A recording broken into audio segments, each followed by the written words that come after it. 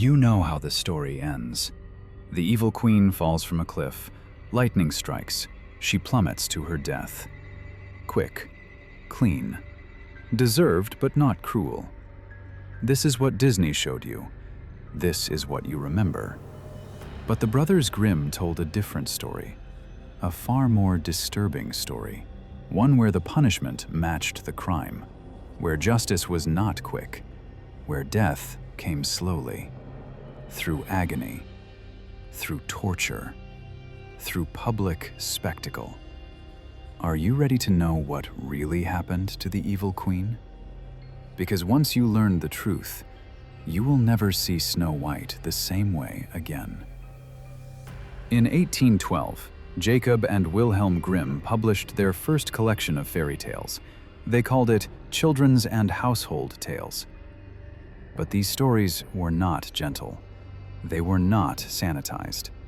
They were brutal reflections of the world they lived in, and Snow White was among the darkest. The story begins as you remember. A queen wishes for a child. She pricks her finger on a needle. 3 drops of blood fall on snow. She wishes for a daughter with skin white as snow, lips red as blood, hair black as ebony. She gets her wish. She has the child. But she dies shortly after. The king remarries. The new queen is beautiful, but she is also vain. She possesses a magic mirror. Every day she asks the same question. Mirror, mirror on the wall, who is the fairest of them all? And every day the mirror answers, you, my queen, are the fairest of all. This satisfies her. She is content, secure in her beauty. But years pass. Snow White grows. She becomes more beautiful each day, until one fateful morning when the queen asks her question, and the mirror gives a different answer. Snow White is now the fairest of all. The queen's world shatters. She cannot bear being second, cannot tolerate being surpassed, cannot accept that a child has stolen her supremacy. So she decides Snow White must die. She summons a huntsman. She orders him to take the girl into the forest, to kill her, to bring back her lungs and liver as proof. The huntsman obeys. He takes Snow White deep into the woods, but when the moment comes, he cannot do it. She is too innocent, too kind, too young. He tells her to run, to hide, to never return. Then he kills a boar. He brings its lungs and liver to the queen. The queen is satisfied. She believes Snow White is dead. She orders the organs cooked. And then she eats them, believing she is consuming her rival. This detail is in the Grimm version. The queen is a cannibal. She eats what she thinks is a child's organs. Meanwhile, Snow White finds the cottage of 7 dwarfs. She lives with them. She keeps house. She hides. But the magic mirror knows the truth. One day the queen asks her question again, and the mirror reveals that Snow White still lives, beyond the 7 mountains, with the 7 dwarfs. The queen is enraged. She has been deceived. Snow White survived. Now she must act herself. She disguises herself as an old peddler woman. She travels to the cottage. She offers Snow White pretty laces. Snow White lets her in. The queen laces the bodice so tight that Snow White cannot breathe. She collapses. The dwarfs return. They cut the laces. Snow White revives. The queen tries again, this time with a poisoned comb. She places it in Snow White's hair. The girl collapses again. The dwarfs remove the comb. Snow White revives again. Finally, the queen creates a poisoned apple. Red on one side, white on the other. The poison is only in the red half. She eats the white half to prove it is safe. Then she offers the red half to Snow White. Snow White takes a bite.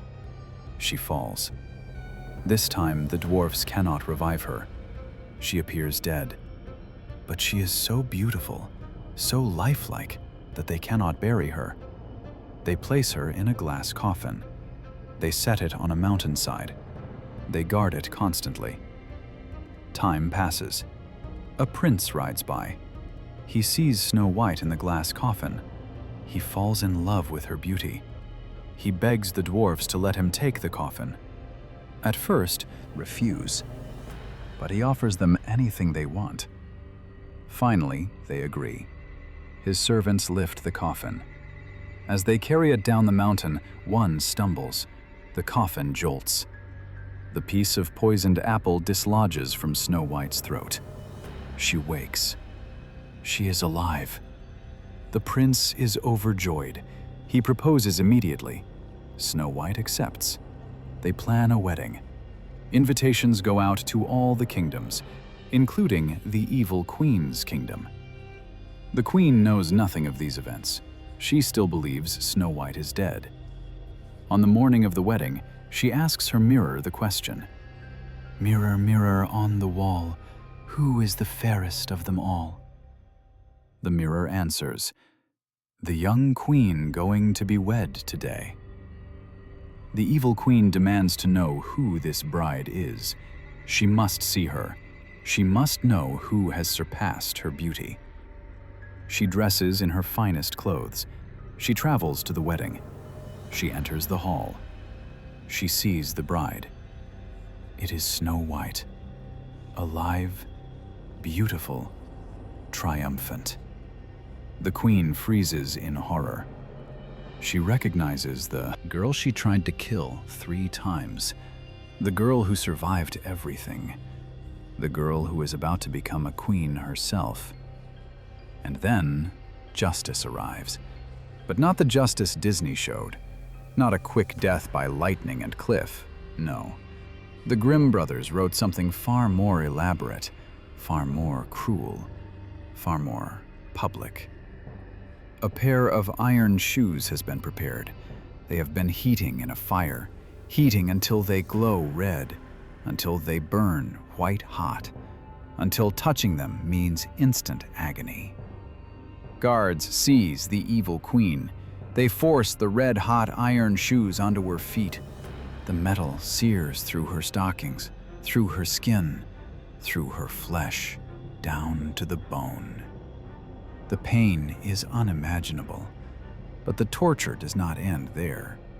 She is forced to dance in the burning shoes, to dance at Snow White's wedding, to dance while the metal cooks her feet, to dance until she dies. The Grimm brothers describe it clearly. She had to put on the red-hot shoes and dance until she dropped down dead. This is the original ending. This is what they wrote for children. This is what German families read together. A woman tortured to death, forced to dance in agony, dying slowly in front of a celebration. Why? Why would the Grimm brothers write such a brutal ending? To understand, we must look at the world of early 19th century Germany, at the justice system, at the entertainment, at the public executions. Medieval and early modern Germany had elaborate systems of punishment. The punishment had to fit the crime. This was called poetic justice. If you stole with your hands were cut off. If you lied with your tongue was cut out. If you killed with a weapon, you died by that same weapon. The punishment reflected the crime, made the connection visible, made the lesson clear. The evil queen's crimes were vanity, pride, attempted murder through deception. So her punishment involved her feet, the very feet that carried her to deceive Snow White 3 times. The very feet that brought her to the wedding and pride. Those feet would burn. Those feet would dance. Those feet would kill her. But there is more. Public execution was entertainment in medieval Germany. Thousands would gather to watch. Executions were scheduled like festivals. People brought food, brought children, made a day of it. The more elaborate the execution, the bigger the crowd. The more the condemned suffered, the more the audience enjoyed it.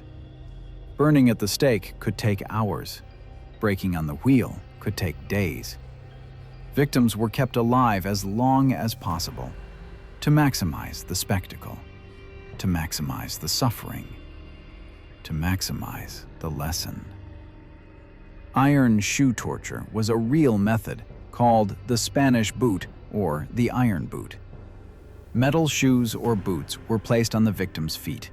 Then they were heated, or wedges were driven in, crushing the foot, shattering the bones. The victim would scream, would beg, would confess to anything to make it stop. Sometimes they were forced to walk, to stand, to move on their destroyed feet. The agony was legendary. The Grimm brothers knew this. They grew up in a world where such punishments still occurred, where public torture was normal, where children witnessed executions, where suffering was spectacle. So when they wrote Snow White's ending, they drew from reality.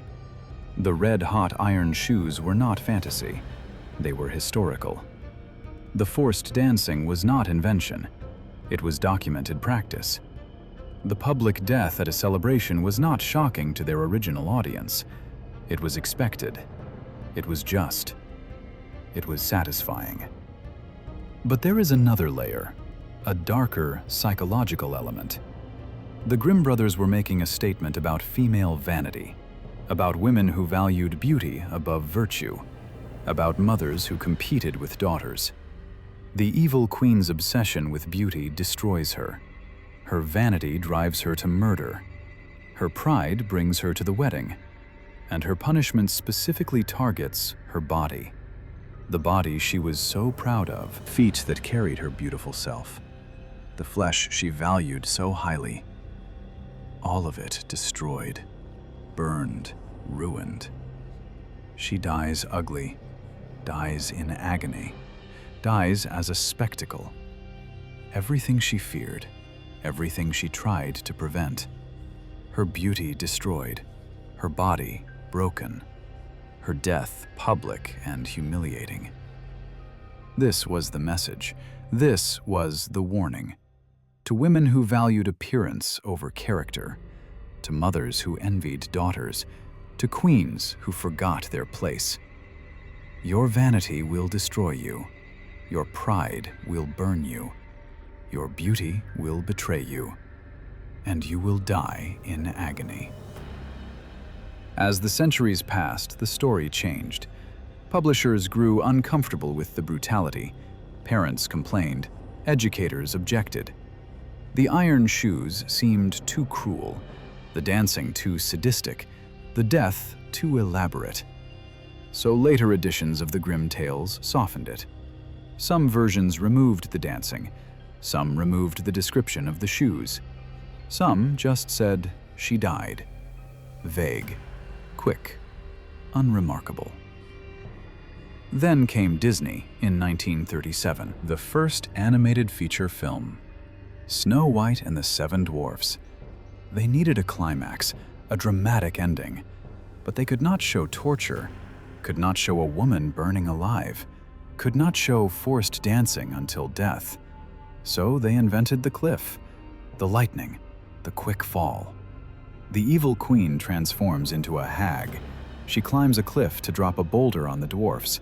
Lightning strikes the cliff. She falls. Rocks crush her. Death is instant. No torture, no burning, no dancing. Just gravity and bad luck. This became the version everyone knows.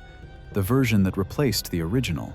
The version that erased the iron shoes from memory. But the original remains in first edition Grimm collections, in academic texts, in the historical record. The iron shoes still glow red. The evil queen still dances. The torture still happens. In the pages of a children's book from 1812, modern readers are horrified when they discover this. How could this be for children? How could families read this together? How could this be considered appropriate? But we must remember context. Child mortality was high in early 19th century. Death was commonplace. Public execution was normal. Violence was visible. Children saw things we shield our children from. They witnessed animal slaughter, attended public hangings, watched torture in town squares. The Grimm tales reflected this reality. They prepared children for a brutal world. They taught lessons through fear. They showed consequences through suffering. The iron shoes were not gratuitous. They were educational. They were moral instruction. They were cultural values made visceral. We sanitized these stories for good reason. We wanted to protect childhood innocence. We wanted stories that inspired rather than terrified. We wanted magic without brutality. But in sanitizing, we erased history. We forgot how recent these barbaric practices were. We lost touch with the darkness that inspired these tales. The Grimm brothers published their first edition in 1812, 212 years ago. That is only about 7 generations. Your great-great-great-great-grandmother might have read the original version, might have accepted the iron shoes as normal, might have thought the ending was just. That is how recent this darkness was, how close we still are to that brutal world, how thin the veneer of civilization really is. The next time you watch Disney's Snow White, remember the cliff is a replacement. Remember the lightning is an invention. Remember the original ending was far worse. Remember the red-hot iron shoes. Remember the forced dancing. Remember the death by torture. Remember that this was considered appropriate, that this was considered moral, that this was considered justice. And remember that we changed it, that we recognized it as too cruel, that we demanded gentler stories. Even fairy tales evolve, even cultural values shift, even justice can become more humane. But the iron shoes still exist, still glow in the pages of old books, still wait for the evil queen, still dance her to death. Because some endings are too horrible to forget, some punishments too brutal to defend, some truths too dark to ignore. The evil queen's fate was torture, public torture, fatal torture, celebrated torture. And for 2 centuries, that was considered the perfect ending, the satisfying conclusion, the just dessert. Until we decided it was not. Until we chose mercy over spectacle. Until we picked the cliff over the shoes. But both endings exist. Both are part of the story. Both reveal something about us, about what we were, about what we became, about what we chose to remember, and what we chose to forget.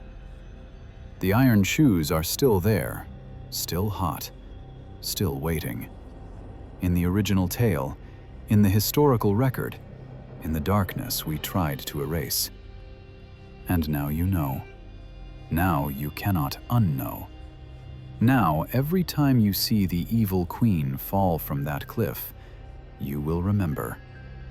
She was supposed to dance in shoes of burning iron until death took her. That was justice. That was the message. That was the truth they